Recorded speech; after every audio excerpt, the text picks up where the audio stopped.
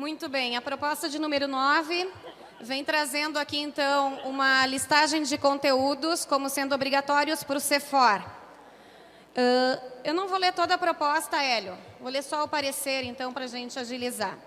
Nós temos aqui, então, o parecer. Considerando os objetivos do CEFOR quando da sua criação, considerando a importância da formação e a busca constante por parte dos tradicionalistas de conhecimento acerca do nosso movimento, considerando a evolução da sociedade, que exige das pessoas aperfeiçoamento em todos os setores, considerando ser fundamental saber utilizar as informações e os conhecimentos já existentes na organização, conhecimentos estes que não se encontram apenas em documentos e livros, mas também nos processos, nas práticas de grupo, nas experiências compartilhadas, considerando que constantemente o tradicionalismo recebe novos adeptos, considerando a necessidade de estabelecermos uma base comum, um conjunto de entendimentos basilares necessários ao ser tradicionalista, sobretudo ao ser tradicionalista e exercer alguma função de liderança, o parecer é favorável à proposição, mas com a inclusão da expressão conteúdo mínimo obrigatório a ser trabalhado no CEFOR.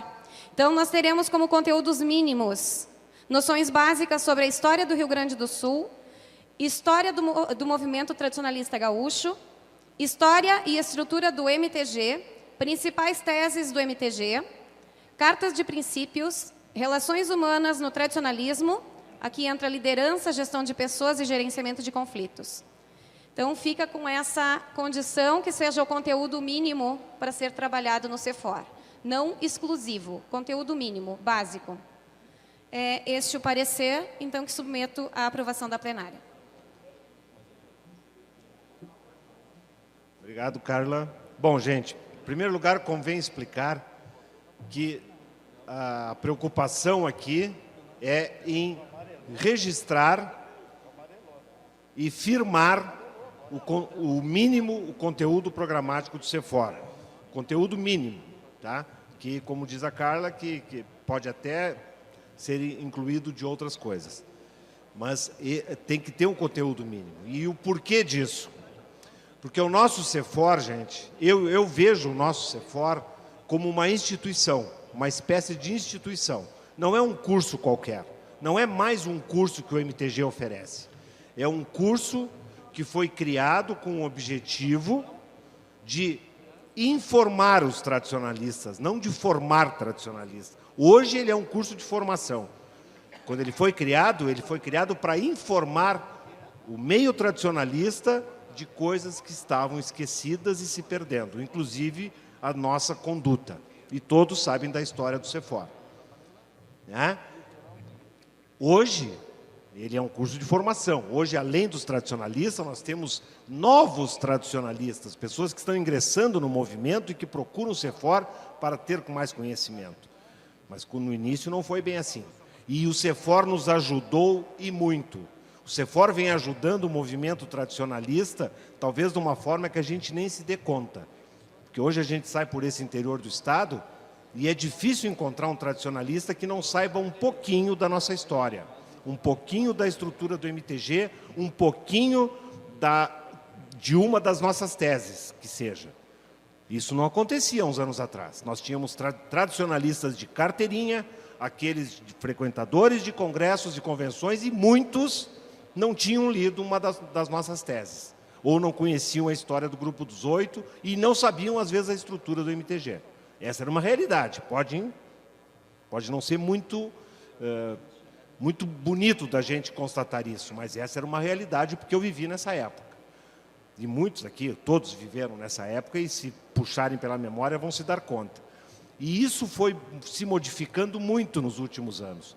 E o CEFOR é uma das figuras, das instituições que tem nos trazido isso. E por isso eu entendo da importância de nós mantermos esse conteúdo, e aí eu já vou aproveitar a colaboração do Manuelito na outra proposta. Eu acho que também seria uma diretriz, tá? E já vou incluir como diretriz, não tem problema nenhum, certo? Como eu disse na outra proposta, não me interessa aonde vai, se é regulamento, se é diretriz. O que eu quero é que seja firmado para que não se corra o risco de, daqui a um tempo, alguém dizer, mas por que eu vou falar da história do movimento no CEFOR se todo mundo já sabe? Vamos falar do imposto de renda que as entidades agora têm que descontar, vamos falar da contabilidade, enfim, importantes assuntos, não tem problema. Mas a história do movimento não pode sair do CEFOR nunca. A história do MTG não pode sair do CEFOR. As nossas teses não podem sair do CEFOR. E nem a Carta de Princípios. O que está acontecendo hoje, rapidamente? Quando o CEFOR era só feito dentro do MTG, as coisas funcionavam de uma forma. Os palestrantes estavam mais acessíveis. Era mais fácil de montar o CEFOR com os palestrantes específicos de cada conteúdo. A hora que o CEFOR começou a sair para o interior, e isso é muito saudável, muito bom, só que trouxe essa dificuldade. Nem sempre nós conseguimos um Jarbas Lima para levar para o interior. Ou um Manuelito Savariz, que tem agendas grandes, que tem agendas pesadas. E aí, nessa dificuldade, muitas vezes, o departamento de formação, que faz um trabalho ótimo, se obriga a fazer umas enjambrações para ministrar o CEFOR, procurando contemplar todo o conteúdo possível, mas nem sempre o que mereceria estar. Por exemplo, a Carta de Princípio tem ficado um pouco esquecida em alguns CEFORs, porque é uma matéria que não tem poucos palestrantes que falam com propriedade sobre a Carta de Princípios e nem sempre é fácil de levá-los. Então, às vezes, ela é inserida no meio das outras palestras, mas não com a dedicação e com os cuidados que deveria ter. Então, essa é a minha preocupação, por isso eu solicito. Eu vou citar aqui o conteúdo do primeiro CEFOR. História do Rio Grande do Sul, História do MTG, Ideologia do Tradicionalismo, que eram as teses, e Relações Humanas e Sociais. Esse foi o conteúdo do primeiro CEFOR. Ele, ao longo desses anos, ele foi se modificando, foi se adaptando, mas ele nunca saiu dessa linha. E a minha sugestão do conteúdo mínimo para o CEFOR, então, seria noções básicas sobre a história do Rio Grande do Sul, noções básicas, né? Não tem como nós darmos uma aula de história do Rio Grande do Sul. História do movimento tradicionalista gaúcho, história e estrutura do MTG, principais teses e a Carta de Princípios. E já um último item seria, então, Relações Humanas no Tradicionalismo, que aí abrangeria liderança, gestão de pessoas, gerenciamento e conflitos, que é mais ou menos o que está sendo trabalhado hoje, né, que foi se adaptando ao longo desses anos todos aí e está sendo trabalhado hoje. Mas essa minha sugestão aqui contempla o que foi a proposta inicial do primeiro CEFOR em 2003. E o que eu peço aos senhores é que a gente aprove essa proposta para que ela fique numa diretriz, que eu já troquei por diretriz, né, antes de levar o puxão de orelha, mas para que realmente não se altere, não se modifique jamais. Porque o CEFOR, eu vejo como uma instituição e eu acho que muitas pessoas veem esse curso dessa forma. Era isso, presidente. Tá bem. Tem um inscrito, a Gilda. Dona Gilda. Está inscrita? Não?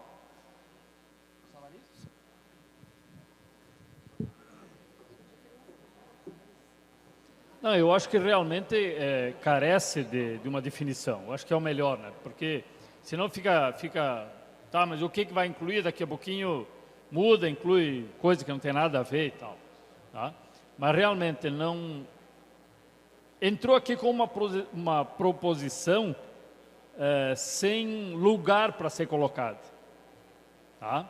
Isso aconteceu muito ao longo do movimento, ao longo dos nossos congressos e convenções. Vem uma proposta qualquer, aprova. E aí fica exclusivamente numa ata que ninguém lê, que fica esquecido. Depois, anos depois, a gente vai... Não, mas lá em tal lugar esse assunto foi tratado e vai catar e vai ver não sei o quê. Tá? Então, já faz alguns anos que não se aprova mais nada desta forma.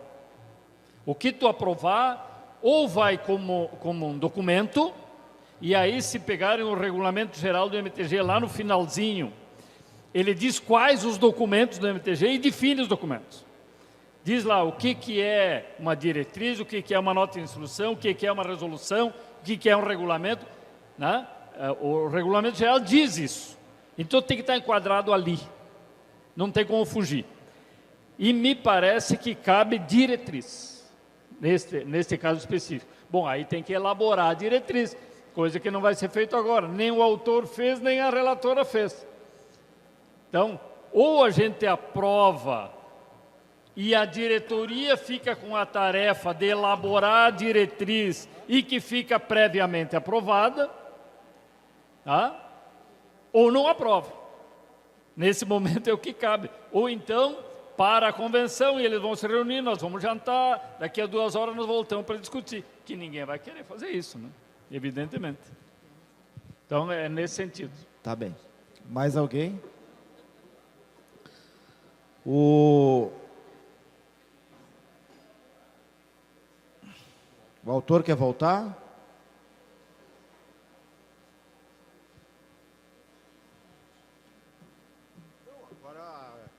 É uma questão técnica. Então encaminhamos dessa forma. Se a convenção aceitar, né, a diretriz... E a diretoria monta a diretriz. Com certeza, sempre Pode ser? concordamos com isso. O relator? Tá, ok. Podemos encaminhar dessa forma, então? Teu parecer é assim, concorda? Caminharmos com uma diretriz, então, e a diretoria... Então tá. Então, quem é a favor a relatoria? Quem é contra? Tá bem aprovado, então.